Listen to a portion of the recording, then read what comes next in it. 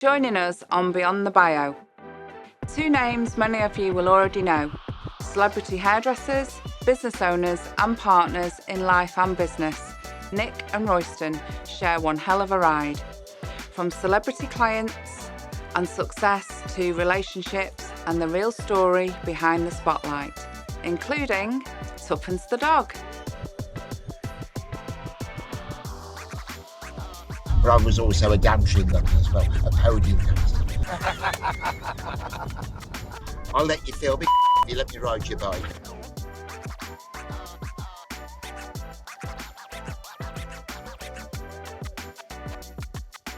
So who have I got in the back seat? I'm very, very excited to welcome Nick and Royston. Say hello, guys. Hiya. Hello. And don't forget my little Tuppence. Oh, I And I could know never forget Tuppence. And I know exactly what you're thinking now. I'd like to stroke your little Tuppence. or my Everybody little does. Tuppence. Oh, I would. So, husband and husband duo, whose names have been absolutely synonymous in luxury hairdressing, in creativity and glamour. This is my little introduction to you guys.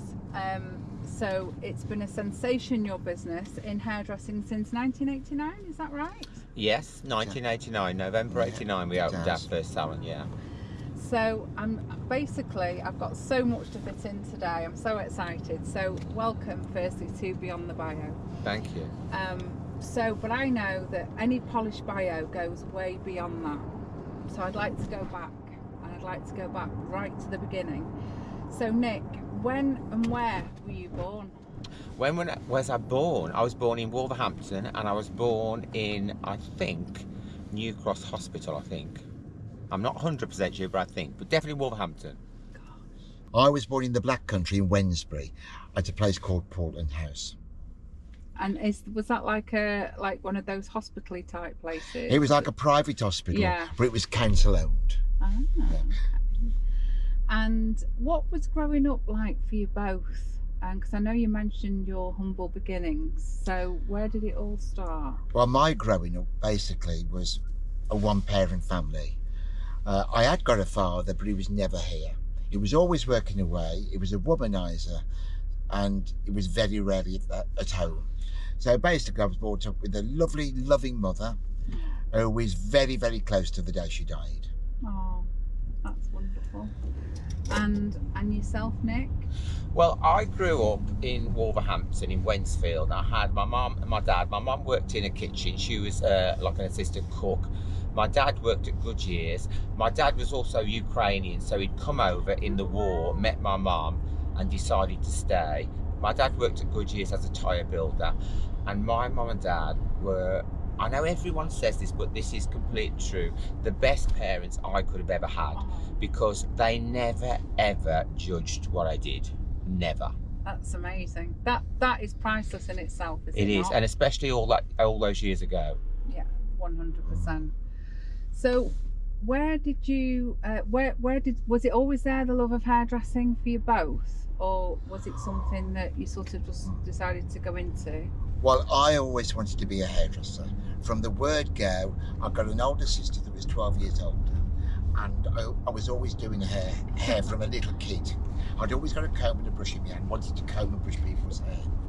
And then when I got to the age of about 12, 14, believe it or not, I used to do all the neighbours' hair. Did you? I was always doing the neighbours' hair, putting the colours on for them, and I used to put it on with a toothbrush. Yeah. So we used to buy it from the chemist and put it on with a toothbrush, and we used to have that much fun. I've made that many colour mistakes. People would go with bright red hair, pink hair, you name it, they've had it. And yourself, Nick? Well, I never really actually wanted to be a hairdresser in the beginning. I wanted to be a fashion designer. That was my thing. I loved fashion, and I suppose it was like a dream.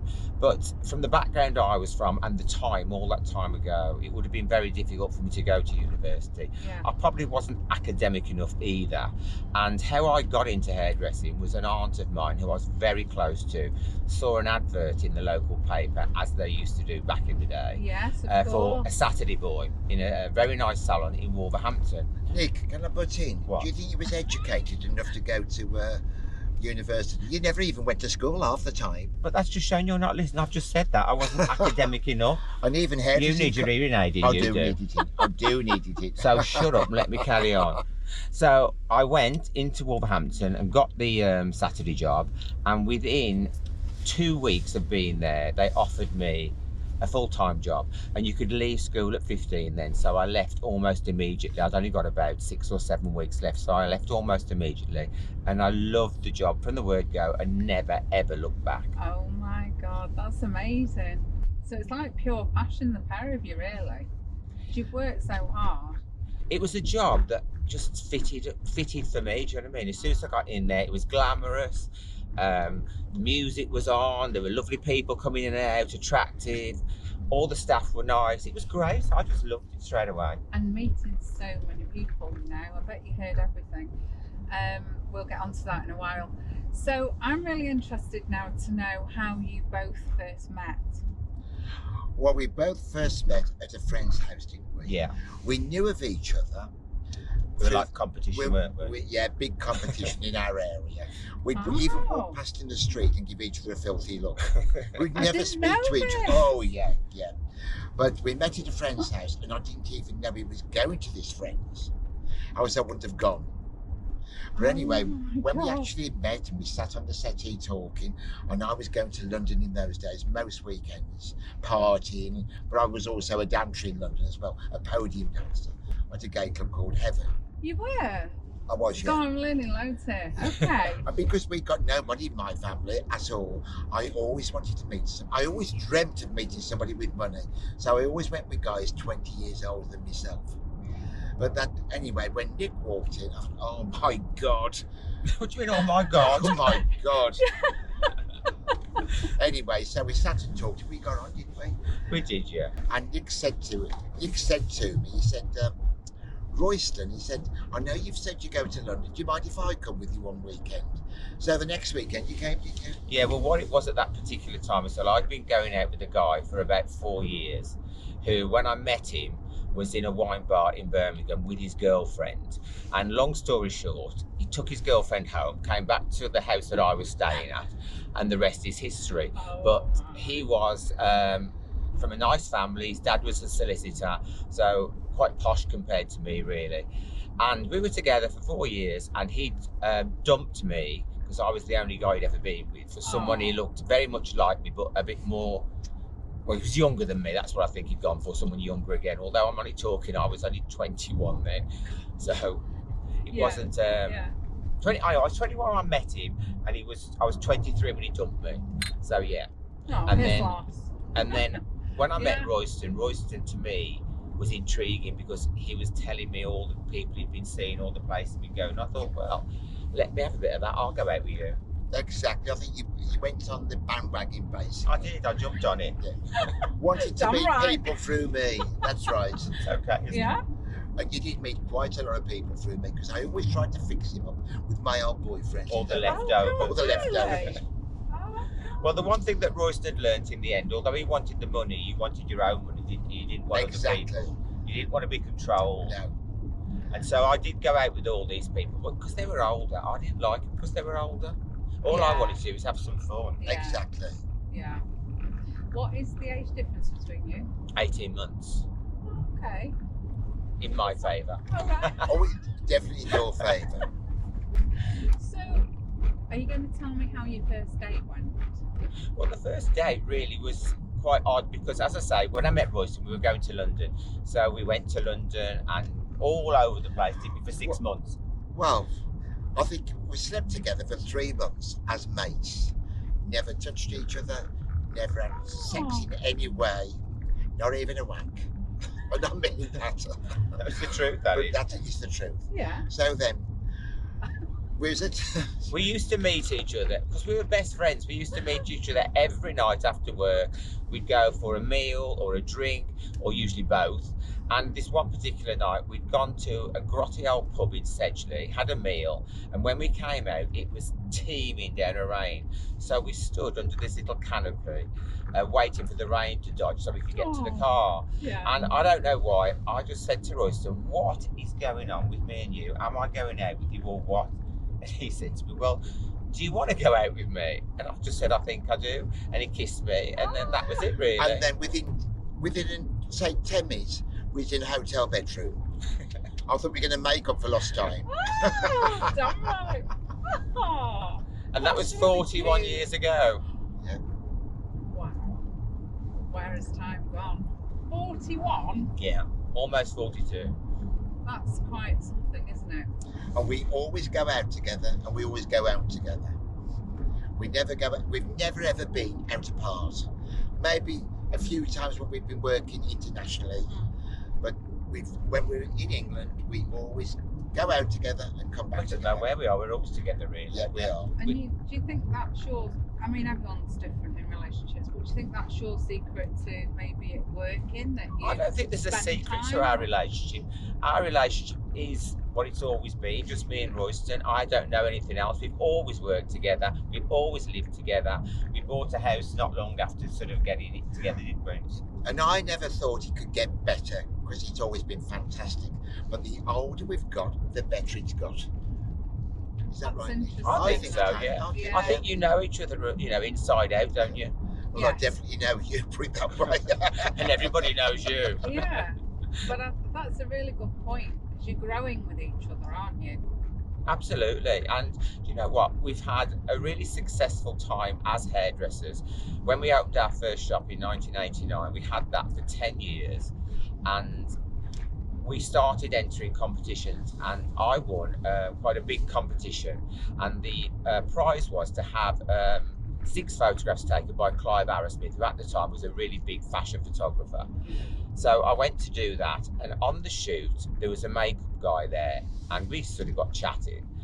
And then 3 or 4 months later, we were doing some photos for ourselves. So we employed this makeup artist, and on the shoot, we didn't realise at the time, he was doing Katie Price's hair as a full-time makeup artist. And on the shoot, she rang him and said, I've got to go on the TV early today. Can you do my eyes for me? So he came and asked and said, could she pop in? And we said, yeah, that's fine. I mean, to me, Katie at that time was just a girl who was in the tabloids, and she was falling out That's of right. nightclubs and all Yeah. that. That's all I knew about her. Anyway, she came in, that was fine. I didn't said hello to her, and you did as well. Well, she said to me, oh my God, I love the hair. And we was all in these fabulous ball gowns the models were. And the hair was fabulous because we was doing the British Hair Awards photo shoot. So Oh, it was yeah. absolutely fabulous. Yeah. And she said, can you do my hair? I said, no, he can. I could pass it on to him straight away. So Ashley did her makeup done. I quickly did her hair. We had a bit of a chat, and that she was pregnant at the time with the first child, Harvey, yeah. And she went, and that was it. Didn't think anything about it really. And then about 3 weeks later, her management rang me up and said, Katie loved her hair. You did it so quickly, and it was efficient, and she just loved it. Could you come to Marbella with us and do a shoot? Oh yes. And so I I'll said, just yes, check of my course. diary. And really, again, that Yeah. just led to me being with Katie for about 10 to 15 years. Well, what was the best for me was when she asked me to do the hair for a wedding to Peter Andre. So when we used to do the rehearsals, Nick was holding Harvey, Yeah, and I was doing the hair, which was fabulous, yeah, wasn't it? So I did the wedding. It was at Highclere Castle, yeah. which is Downton Abbey, really, Yeah. you know, on Oh the TV. yes. And we had to do the shoot over 2 days because when you do a big celebrity wedding, you do the bridal photographs the day before the wedding. So basically, because if you was going to do it on the day of the wedding, she'd never see a guest because you'd be doing it all day. No, 'cause you don't think like that. it's a maybe. photo shoot for Yeah. a big magazine that are paying a lot of money, and that was OK Magazine. Right. So we was there 2 days doing the wedding, wasn't we? And it was really exciting because at that point, Katie was probably the most famous and most photographed woman in Britain. I mean, there Without were helicopters, there'd been people who'd actually hidden for 2 days in trees to get the first photographs. It was Isn't it? madness. the Even day of the climbing wedding. on the roof. Yeah, it was Yeah. madness, but it was great. It was really exciting, wasn't it? So, talking about your celebrity clients, I mean, you must probably started out in your business not having this long-term vision of celebs and, you know, going abroad and travelling. I would presume you just started your business and that was Yeah. that. So can you name some of the sort of barnets that you've done that, you know, stick out to you, but also I'd love to know your rudest celebrity. Do you mean rudest as funny or rudest as in not nice? The latter. Well, I'm going to say this. I'm not going to say anybody's been not nice to us, because in many ways everyone's been okay, Well, and it's not right to say that. And I think when you do celebrities, the main thing about carrying on and doing celebrities is being like a doctor. You keep things confidential. Never love said a that. story. I love that. And I think with having our salon at the Dorchester Hotel in London, where one of my stylists used to look after the Queen twice a week, every Monday and Friday, you know, we had to be very proper. Without a doubt. And that, to Yeah. me, says everything about your But professionalism. We used to do most of every major A-lister celebrity, you know, from America, you know, flying in all the time. Even people that every day we'd have somebody flying in to have dinner or lunch with Mr. Al Fayed, or have lunch with the Queen. So they'd come to the Dorchester before and have their Yes. hair done. Yes. And then we'd be flying all over the place internationally, doing people as well, wouldn't we? Well, we worked for L'Oreal as international ambassadors and went all over the world, really. We even did a Royal Command performance for the Thai royal family. And the funny part about that, we had the whole thing rehearsed for 2 days. We rehearsed the thing, and the guide said to us, you must walk down the catwalk. It was a massive catwalk, and you bow 5 times before you get to the princess. And we didn't realise they bring not the throne, but a throne, and they put the throne there, and everyone has to be lower than her. Oh. So when we got there, we were supposed to keep our heads lower than her. He said she will never speak to you and she will never smile at you, and Okay. she'll give you some flowers, and then you just walk away, but face her. Do not turn your back on her, and bow again 5 times and off. So we did all this with rehearsal. That was fine. When the day came, we did the walk down, and of course Royston had the flowers off her, turned his back on her and marched off. Well, it didn't really matter because it was like a joke, really. But everywhere we went, we were on TV programs, we were on The news. we were on every front page of every newspaper. Yeah. And 3 days later, we decided that we were going to stay. So 3 days later, after we'd finished the job, we went to Phuket, didn't we? We did. We walked into the hotel, and the first thing the woman said was, "Oh my God, you're the guys who turned the back on the princess." And Oh. she fumbled under the desk and brought the newspaper out with our picture on the front. But I think this is one of the best stories I'm going to tell now, Nick, Okay. is when we worked in India. Okay. Well, we did.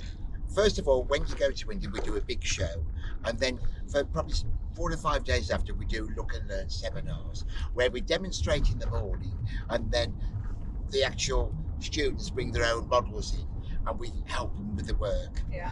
So anyway, in India, it's very hard to get models that want their hair short. Is that right, Nick? Yeah. Oh, So yeah, basically, I okay. got on the stage and I said, "Good morning, everybody. Welcome. We are looking for short-headed models because you all want that Victoria Beckham look." Well, Which we- was the look at the time. which wasn't was it? the look at the It time, which you had it was, short. yes. So I said, "Is there anybody in the audience who would like the haircut short?" And this poor little girl put her hand up. She said, "Please, sir, my Aw. fanny would like a trim." So I turned to look at the blackboard, and I thought, well, what do I say to this? So I just turned around. I said, "And where is your fanny?" I didn't know what to say to this What a girl. great answer. And she said, "Fanny is in the toilet, sir. She's coming back. It is my sister." And I didn't realise, with Lord Mountbatten being the Viceroy of India, it took a lot of old English names over there. So a lot of these Indian girls have got English names, and I had to have a Called student Fanny. that got a name of Fanny. But of course, the first thing you think is Fanny. Of course. That is a true story, that is. It is a very true story. Have you written a book, you two? No, but I'm halfway through. God, Halfway through. I'd read every page. Oh, Honestly, God, it's so interesting. Oh, we've got lots of funny stories to tell, haven't we? So Well, many we've got a interesting ghostwriter doing it, and Okay. every time Royston goes into some sordid little thing that he's got mixed up in, she can't believe what's going on. Especially when I was young and I was at school and what we used to Well- do. You'd be surprised what people used to ask me, tell me I could do if I let them ride my new bike. Honestly. Oh, what? Is that right, Nick? I don't know whether we can tell you or we can't. Can we tell you? Tell us Yeah, what what- you want. Well, this one kid used to say, "I'll let you feel me let me ride your bike. And this is a true story. I'll be about 15. And in the end, he was always on the bike. I wonder why. Oh my God. Absolutely knockout. It'll be up in the book, is that right? Absolutely. It will sell so well, you know that. I'm sure you know that. I mean, these are just amazing stories that most probably people, I don't think they'd be surprised to hear, but I just think with you doing that job for so long, you've just got to have so many stories. And I think in our lives, there's not much that we haven't done or tried. Yeah. Is that right, Nick? Yeah, we've been very lucky. We've had some lots of really amazing opportunities, haven't we? What we have, and we've done lots of things and tried, but it hasn't been our sort of thing, so we haven't gone any further with them. But we've tried everything and done most things. So obviously all these including wonderful... standing on street corners. Not quite. I think the thing that I want to really get across to people listening here is, you know, they know you now, but I really do want to emphasise on how hard you both worked. Oh, we have worked really Yeah. hard. When we first had the salon back in the day, we didn't have a holiday for 3 years, did we? We worked every single day. Well, we're both on very, very good wages, and I think we're taking more money home than the actual boss who we work for. So he said to me the one day, he said, Royston, I'm gonna have to drop your wages. So I let him go along with it, and then I thought, well, you're never going to see me again. No. So I knew there was a shop that might have been for sale. So I went in to see this woman, didn't I? Anyway, she told me how much she wanted. So I took a bag of money to her the next week and bought her shop. And I can always remember, Nick stayed working at the shop at the time. Yes, we just bought a house at that point, and I was worried that we wouldn't get the money for the mortgage because I've always been like steady-headed man. So I bought this shop, and you got no central heating. There was cubicles in there where people had their hairs done in, and you pulled the curtain across. So it was very So private, old-fashioned. very old-fashioned. And there was a colour gas heater. So I couldn't believe it. I was that busy from the word go. Once I put it out that I was going to be there, it was packed. I was working from 8 o'clock till 1 in the morning. And all the old days were sitting around the colour gas heater with the perms on because it was winter. And we got no central heating. No, and we had got the money to do it up at that point, No. had we? But all these we had some very, very nice, wealthy women, as well as my type of person that goes to bingo and has a bit of fun. We got all sorts of people coming out from all over the Midlands. Well, I've always said our clientele's been from bingo players to billionaires. That's always been That's the brilliant. spectrum right across. There's something there for your story, your book there. That's a great little title. And you know, we've always made the staff realise that it doesn't matter who that person is, they are just as important. Because I've worked in so many salons where they say, oh, Mrs. So-and-so's coming in, she's really wealthy or she's posh. So everybody would bow and scrape to her. Yes. But to me, Yes. the lady who worked in a factory deserves more attention because that money means more to her. She's probably saved to come to you and have a haircut. So why should you treat her any different? So we always made our staff treat everyone the same, whether they were a 100%. bingo player or a billionaire, Absolutely the same. love And it was like, we've had 3 or 4 shops. Three. We've had 3 shops, and they've all been like a private club. They've all been like a private club where people would phone us and say, can you recommend anywhere to go on holiday? Can you recommend a restaurant? But they've always been a lot of fun as well. Like, you know, we'd say, come on, Virgin, let's get you shampooed, Yeah. that type of thing. Yeah. And we've gone through all our girls have been fun, and it's been a very, very happy atmosphere. I've seen a lot of hairdressers, you don't. No. You don't. They're unhappy, aren't they? But We've had amazing staff, really. We've had staff that have come to us. They came the second day we opened, and they were there when we left, and they're still there now. So that's over 33 years. But don't you think that's how you treat them as well? Of course, and do you know what though? What business can you have without staff? You know, you can go so far, but if you don't have a good team around you, you can't do anything. You are And as so good it's- as your staff. they say Exactly, that. it's a very important thing to have a good team. well, we've respected the little girl that shampoos to the senior stylist. They've all been treated with great respect. And then when they've got to a certain stage in the career, we've took them abroad with us. as All a part over of the our place, team. yeah. Everywhere we've gone, we've took our assistants with us. I love that. Even to Buckingham Palace, where we used to do the Queen's festivals for the warrant holders. Yeah, we've been there We've, for a week. we've took them all, haven't they? Yeah, and different. We've given everybody a chance Yes. to see everything Yes. that we do. And have you actually, did you say you'd done the Queen's hair? No, we haven't done the Queen's hair, but Ian Carmichael, one of our friends who worked for us, had done the Queen's hair for, I think, 14 years at that point, twice a week, every Monday and every Friday. And flew all over the world with her as well. Yeah. And do you think, like, you know, when you said, Royston, about your wages being dropped, was that at that point, was that the turning point for you with the career? Had he not said that to you, your boss, do you think you just would have stayed there, or if you always had that ambition to do your own thing? Well, I think I could have stayed there for a little bit longer because I've always been very well respected by other hairdressers, Yes. and I've always been the main one. So I demanded the highest wage because I brought people into the shop, whether it was to me or whether it was to other stylists.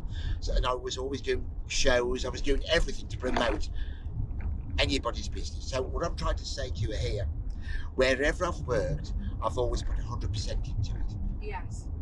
Oh, and that, 100% into other people's businesses, and they've always done very well. Is that right? Well, I think we've both done that because I worked for a salon for 11 years as well, and I loved that salon. But funnily enough, when I met Royston said to me, "You need to go and ask for a rise." And I said, "Why?" He said, "Look, for what you're taking and what you're having, it's not enough." He said, "Go and ask for a £50 rise," which was a lot of money all those years ago. So I went. Well, when you think being members only on £83 a week at that time. I know. But I went and he gave me the rise straight away without any acknowledgement or moaning, or he just give it. Yeah. Anyway, so that was fine. Then about a month later he said, "You need to go and ask for another rise." I said, "Don't be daft, I can't do that." He said, "Just go and ask him for another rise." So I did, and he gave it me straight away. Did he? And he also, Royston said to me, "You need to ask him for a company car." And I had a company car as well. We've both had company cars, haven't we? Yeah, so the thing is, Royston's always realised his worth.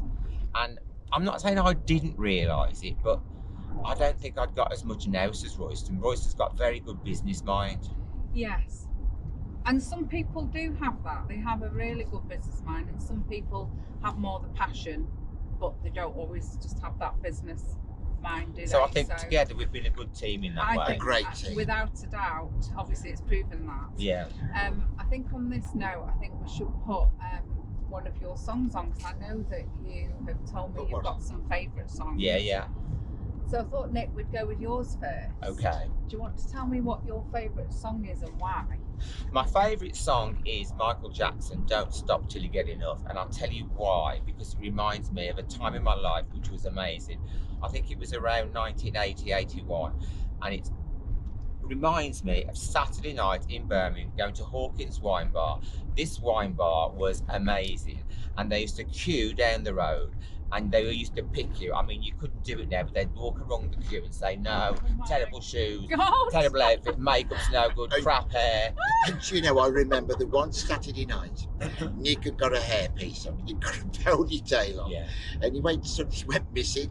And when I looked, it was on a bloke's shoulder. It just stuck to his mohair jumper. I never went back for it, I just left it there. Oh my God. But this song. wine bar was amazing. And 10 o'clock every Saturday night, the lights went down, they had a laser show, and they used to have 4 muscle men in gold thongs dancing on there. It wasn't a gay club, it was just this amazing wine bar, and they always pumped the music up, and it was always Michael Jackson's, and I loved it. Okay, so will we listen to it for a few minutes? Yeah. There you go. What do you want me to do with this? Which end? I think we've got to get Tuppence I think we'll on give you this back to the shot. driver. I think she'd like that. Is don't you? Tuppence going to put a little wig on? Come on, Tuppy, let's get you in the disco mood. Oh, put Oh, some. you're alright. Oh, she's lovely. Look. She's so beautiful. Hey, disco doggy. There's two. Oh, Oh, God. Oh, this is you. That's you, Nick. Go on, that's you. what else have we got? These are Elton John, Oh, aren't we they? need a bit more than There we this. go. And by the way, we do know Elton John quite well. And Oh, David. dear. Yeah, we do. Oh. So I'm going to send him this podcast. Oh, without a doubt. Oh, they're so sweet, you know. This is such a great track though, isn't Isn't it? It's amazing. It just makes you feel happy. And it's dateless, I think. It's as good today as it ever was. I think looking back, you don't realise because you just listen to it. But actually, when you really analyse his work, he was so talented, wasn't he? Absolutely. He But really was. this song, when it's loud, it's unbelievable, I think. Turn it up a bit. Are we going to do a little... Oh, yes.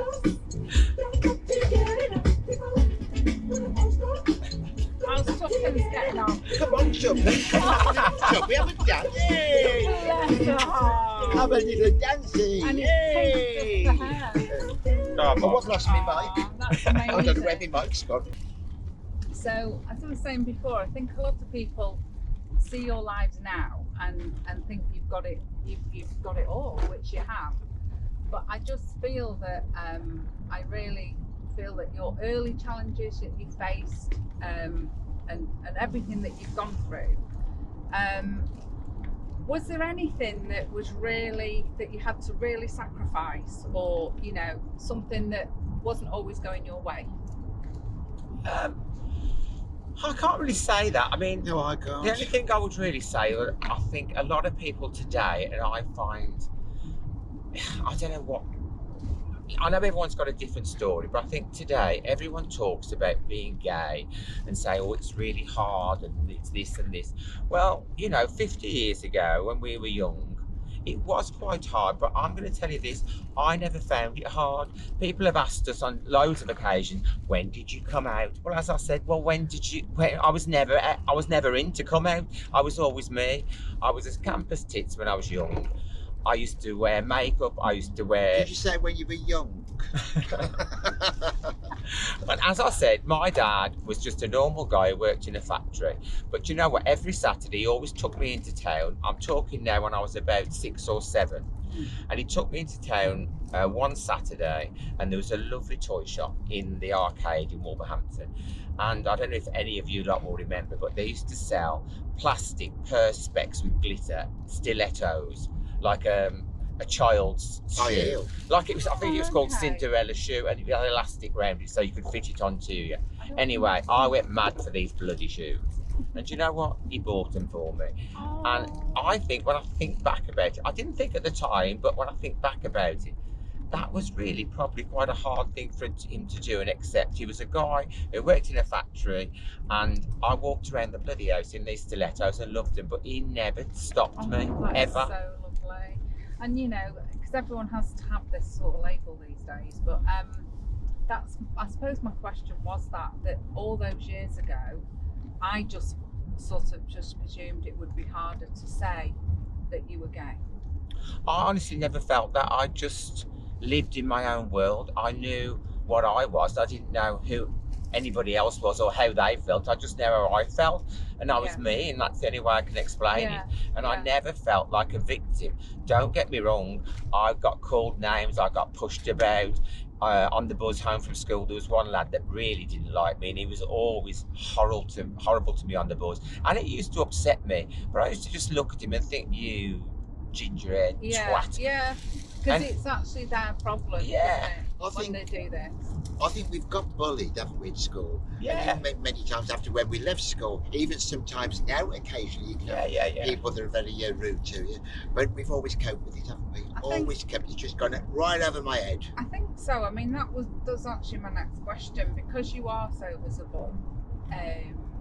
I'm sure you must get the criticism, and how do you deal with those haters and those trolls? I think because we have worked 7 days a week, earned a lot of money, and have been very successful, I think people tend to want to put you down all They the do, time. yeah. Some of the comments Yeah. you get, especially on social media, you know, but I just completely ignore it because I just think you're a load of tossers. You don't know anything about our life and how hard we've worked. And sometimes I want to send a message back explaining to them how hard we have worked to get to where we've got, basically. Yeah, don't people need judge to. very And quickly. Nick will just say, take no Don't bloody notice. justify yourself. Yeah, why be like No. them? No, because if they actually had a bit of between their ears, they would know, they would understand that it just doesn't come to everybody. You know, you do have to work hard. So I know, did you retire in 2023? Is that right? Yes, Something like that. it's coming up to 3 years this April, I think. So what was the decision? Was there something that just said you'd had enough, or was there I think at that point we'd both been in hairdressing 50 years, and we thought it was a turning point, really. And we wanted some time for ourselves because we have always worked very hard. And I think you just don't know. We're older now. You never know when your luck's going to run out and your health's not going to be there. And while we were well enough and we got the money to do it, we thought, let's have a good time. And that's what we're trying to do now, just have a good time. 100%. Yeah. So the salon is still going, is that right? Yes, we sold the salon and we sold the name, yeah. Oh, okay. And do you still visit? No, not at all. We've never actually been back.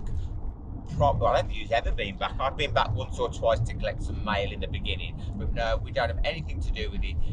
Whatever we've done in our lives, if we've moved house or like sold the business or done a new business, once it's gone, it's gone. Don't look back, move on to the next chapter. But what I do love is when the staff, the old team, phone you up and invite you to a wedding, or invite you to the 40th, or invite you to their children's weddings. And I think it's just great that they still think of us. Yeah, and in fact, last week we went back to Wolverhampton. One of my old assistants had a salon for 10 years. She was upgraded to a new salon and asked us if we'd go and cut the ribbon. So we went and did that, which was great.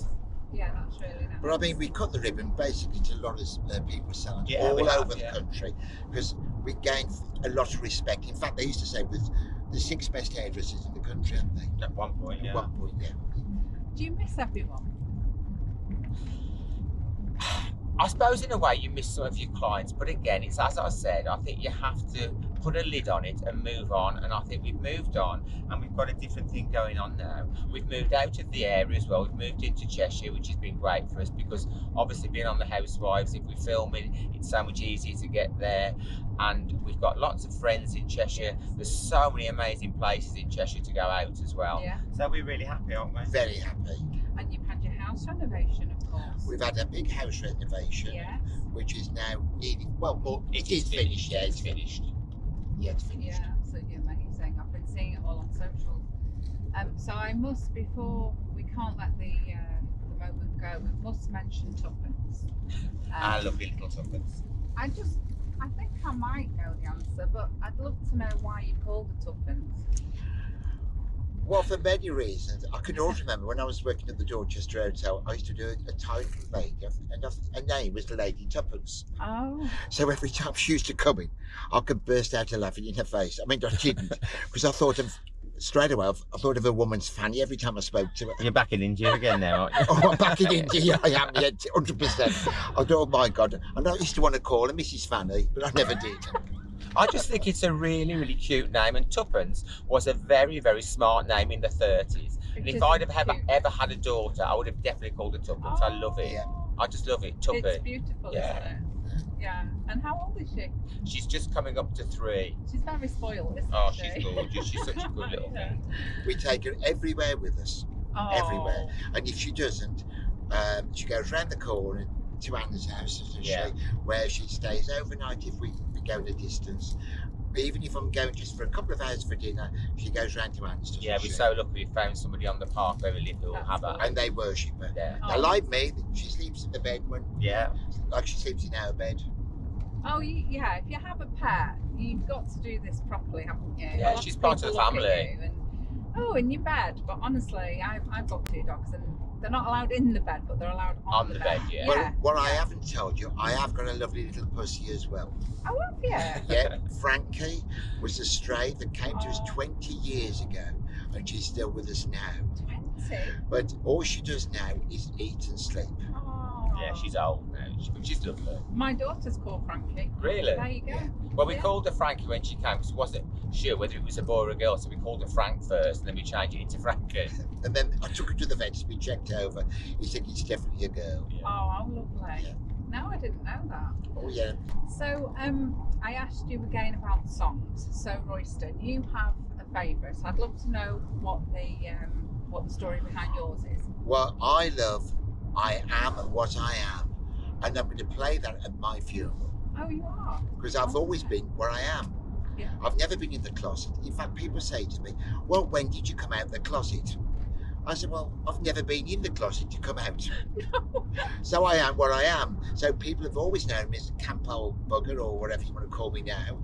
But no, I've never been in. So I am where I am. What you see is what you get. Definitely. In every way. Without a doubt. I can be very outspoken. Yeah. Some people can't take it. Some people can. But there's one thing I never ever do is tell lies.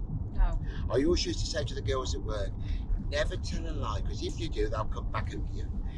If it's the truth, they can't even say a word because they know it's the truth. I always say that. So I am what I am. Well, we listen to it.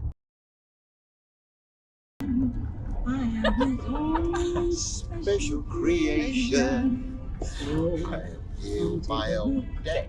Give me the hook or The the ovation. Wouldn't it be good if you knew the words? Well, Just I explain think it. Do in a minute. I'm definitely going to be on Britain's Got Talent after this. I think so. 100%. I think you got more chance of being on the Undateables. Simon Cowell, Here we go. eat your heart out. We know this bit. Everyone knows this bit. It's iconic, isn't it? Yeah. Yeah.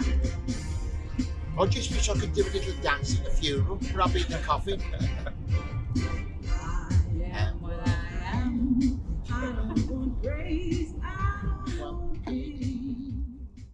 Yeah, it is a good one. Iconic like you, though, you see. That's I it. think it's definitely very iconic. So looking back over these years, this incredible career that you've had, what advice would you give anyone starting out in business today?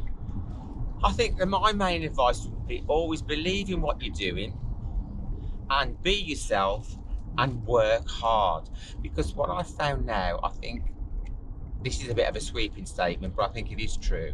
Everyone now is a little bit work shy. They don't want to work. We worked all hours, didn't we, Royston? All those sense. And I think you've got to be there, and you've got to be a worker, put your mind on it and get on with it. So true. People Yeah. used to say about us as well, because lots of people have said to friends of ours, you know, how have they got what they've got? And there's one friend, she always says the same thing, because they didn't work 7 days a week, they worked 10 days a week, meaning that we worked so many hours, we put more hours in the Yes. days in a week. Yeah, and people would remember you staying open or going in for a special appointment. Those are the kinds of customer service moments that are sort of And you going know, now. also our staff, I have to say, all the members of the team were brilliant. They'd all come in at 7 in the morning on a Saturday to do weddings and things Yeah. like that. Never moaned. We'd be sometimes, when we first opened the shop back in the day, when there was just me and Royston, we would be there at 2 o'clock in the morning because there was always somebody who would come in. They were coming from work or a taxi or something. And we always did it. We never said no, did It we? was that busy. I used to have to phone friends that worked as hairdressers in other shops that when they finished at 6 o'clock, would they come and help me? And they did. And they used to come and help me doing the blow drying. That was again something else I don't think would Yeah. happen there, but back in the No. day, they'd all come, they were brilliant. We'd have a drink afterwards as well, but it was fabulous and they always helped us. Well, to didn't they? tell the truth, even in those days, you know, we'd give the ladies a drink, wouldn't we? Yeah, yeah. If I was late at night, I'd say, go and get Yeah. a QC sherry. But they We'll wouldn't give them a forget drink. these things. This is the whole thing. This is what the customer service story is all about, isn't it? It's sort of being lost now, you know, in this day and age. So just going quickly back to the awards that you've won. Yeah. What would you say is you're most proud of? Which one? That's quite a difficult question, really. I mean, I've been Midlands Hairdresser for a year 3 times now, which was great. But I think probably, to me, it's not about awards. I think the biggest accolade is that we had a great team, we had great clients, and they supported us all through our working life.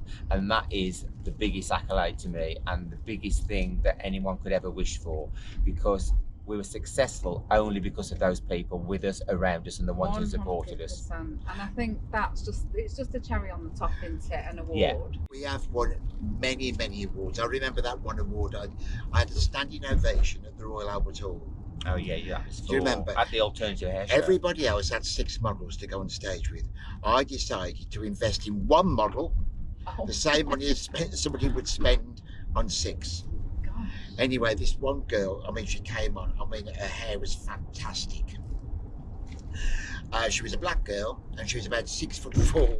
Amazing walk. Amazing walker, and I had her in Jimmy Choo boots, nearly to her arse, basically, in a leather G-string and nipple tassels. Oh. And she walked in, Wow. and what I'd done, I got fake hair and attached it to her arse, so it looked like a horse. And then she come on with a whip, and she was whipping herself as she was going down the catwalk. They stood up and screamed, didn't they? This Did is years they? ago. Years ago. Well, yeah, then. Yeah, It's yeah. Yeah, quite and I, something. we had a standing ovation, and I won. And the one who came second, right? This guy was crying in the dressing room because he couldn't get his hair right. So I've done that for him as well. He came second. Oh my god. Yeah. I love that. So when people obviously read the bio and they see the glamour and the awards and all the success you've had, what do you hope your story really does say about you both now? I would just think, I'd like people to just think that we're nice, fun people. We have no agenda, really. As Royston said, we are what we are. I am what I am. And what you see is what you get. And we are very kind, genuine, nice people. And some people, when they see what you've got, they don't see that in No. you, do they? No. You know, they don't think how we've got to the point where we've got. You know, living in a council house, having to scrimp and scrape, your mother working in a factory and whatever. Yeah, the bigger picture. But they that's don't see it. motivated us to do what we've done. And you know, I bought my mother a little bungalow, and she, you know, she wanted to escape from where she lived. She hated where she lived. So, you know, and I always dressed my mother, always took her to all the hair shows, took her and bought her an outfit, done her hair, you know. So it was always very close. Was she very glamorous, Royston? She was a glamorous woman. She was a glamorous woman. I It's a can shame imagine. she hadn't got a good bloke to support her. But I was the supporter. Really. Well, yeah, you were, yeah. And I'd say are you one the of only child as well? Now, I've got a sister as well, Maureen. She's 12 years older. Right. That was very close with my mother and looked after her until she died. yeah, she was brilliant, wasn't she? Yeah. I would say one of my regrets is that my mum died when I was 20. And so then I was a little bugger to her. I'd got no money really. And now, if she was still here, I could have done similar things for her. But Yeah. it is what it is, isn't it? Oh, it's so tough. But isn't they it? had, both our parents had the best funerals ever, didn't they? Oh, well, it's you're talking about later on. I mean, when Royston's mum died, Oh, and my then my mum died. I can always remember, I wanted her to go like a Hollywood film star. In fact, she went better than a Hollywood film star. Yeah, it was a great view. I mean, we covered the coffin completely with flowers. And when I say covered, I had a template made for the top of the coffin, and then I had all old lace stapled to it, and then the flowers put on that, so you didn't see the coffin at all. I had 2 singers in the church singing. One was male and female. One was singing Italian, and the other was singing. In English. It was In English. Andrea Bocelli's record, yeah. Oh, So yeah. they sang, and then when we got back to the We lived in a really big house at that time, so we had an afternoon tea there, didn't we? afternoon tea, and then we had a band play, and then my mother loved a bit of fun. So you know what we had? You'll be disgusted when I tell you. We had a male stripper, and he got the biggest cock you'd ever seen. And I'm not joking. Anyway, the nurses who came from the hospital, I think the funeral was about 3 o'clock in the afternoon. They left at 2 in the morning. And they were screaming as they went out. That's the best bloody funeral we've ever been to. Yeah. In fact, the one fell down the steps and she had to go to A&E. But they had a great time, didn't Oh they? memorable God, funeral. we had a great time, didn't Yeah. we? And she would have absolutely loved it. wouldn't she? Yeah. Oh my God. And you do what you do. Yeah, but You know? most people say they're having a celebration and they're still sad. This really was a celebration. Yeah, and that's it. You do what's right for you, but more to Yeah. the point, particularly what your mum would have liked. That's what it's about. There's no judgment. So I've got a quick sort of fire round for you now. You got a quickie what? A quick round, a fire round questions. So, Oh, well, like a quickie. yeah, okay. So, would you prefer a blow dry or champagne? I thought you said, would you? You would. Oh my God. Job any day, sweetheart. The bubbles affect me chest. And who takes longer to get ready? Royston. Well, I only do because you go in first. No, usually it's because you put weight on and you can't find anything to put on, that's why. Oh my God, I've got to say to you, Oh. I did a charity event last week, and it's the first time I've been in the wardrobe and never been able to find one thing I that hate fitted. that feeling. And it was about 3 inches apart, this jacket was. And I thought, oh, anyway, I went in it. I felt shit all the time I was Because there. Royston's, but, like Liberace's got 3 wardrobes, thin, fat and fatter. Oh, have you? And not even the fatter ones fitted him. You're dead right there. And one fashion hair trend that you hope never comes back. Never comes back. I'd say the page boy. Oh, do you It's know the what? most difficult one to cut. I was going to say the page boy Yeah. as well. Oh, there you go. You're in sync. But I just wish some short hair would come in. I think now the girls wear their hair far too long. Yes, I love long hair, but they have these extensions to the bottom of their arse, and I think it looks absolutely terrible. I just think everyone looks like a clone. You can't tell Don't people the now. jokes. I think the lips are too big. Yeah. I think their eyelashes are too long. Yeah, let's go out. Let's go a bit over the There's top, a but look not. that Yeah. they're Extreme. trying to all look the same, and I'm not quite sure what that's about. Well, sometimes when I look on social media, I have to actually read the names because I think it's one person, it's another person. They all Yeah. look the same. Yeah, that's true. So the bio gives us the headline, but the real story of humble beginnings, risks and ambition goes way beyond the bio. Nick and Royston, thank you so much for being my guest today. And thank you for having us. It's been a complete pleasure, thank you. It's Do been you like amazing. that word, having us? Oh, yeah. Or is that later?